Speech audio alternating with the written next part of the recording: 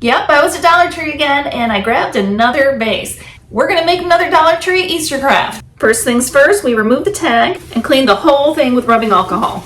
We don't want any oils or grease or sticky stuff on there. I broke out the Folk Art multi-surface paint and I started painting with my mop brush. All I did was dab it all around until I got the whole thing covered with yellow.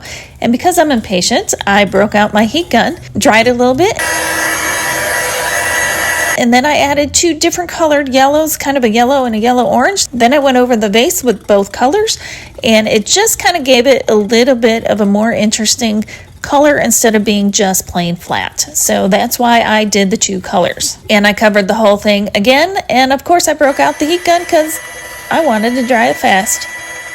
I broke out orange cardstock and I started drawing parts for the chick. I did a top beak, a bottom beak, eyebrows, and a couple of chicken legs. I cut them out and started with the beak. I used an embossing tool at the back end of the beak so it would be easier to fold. Then I did the same thing down the middle of the beak so it would be easier to fold as well. Cut a little piece in the middle so then it just folded really nicely. And then I cut out the eyebrows, of course, as well. And when I cut out the legs, I did the same type of a thing. I cut them out and then I used my embossing tool and I created a crease right at the ankle so they would bend. I added some UV resin into a little bowl and then I added fine yellow glitter, a little copper glitter, some clear glitter, and some chunky orange just to make it interesting. And then I took my stir stick and put it right onto the paper.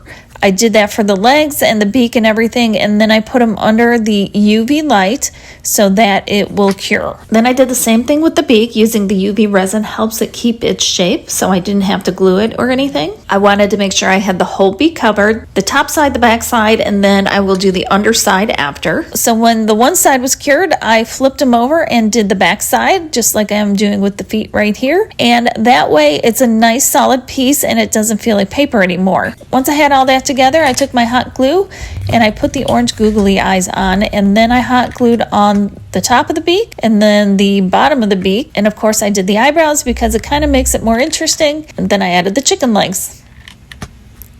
So originally what I did is I put some yellow feathers together and I glued them on, and I thought that would be perfect because obviously it's a chick. And then I looked at it and I'm like, no. So I went back to Dollar Tree and I found yellow carrots that are like bottle brush carrots.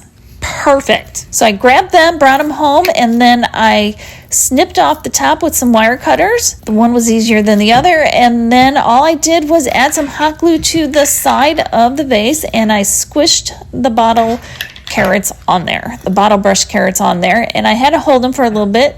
But then they held perfectly, and I thought, oh my gosh, how cute. And I added some flowers, some daffodils to the top, and it just makes a perfect bird plume. So check it out. There he is. He's looking pretty festive Eastery, and he's got his little flower plume glowing, and you can use real flowers. I just had some fake flowers, but this is totally watertight and you can put it in. And there he is with his Easter bunny buddy. While you're here, be sure to check out the Easter Bunny project. And remember, you can find all my projects at craftclotch.com. And life's too short not to shimmer, so grab your glue gun and your glitter. I'll see you over there.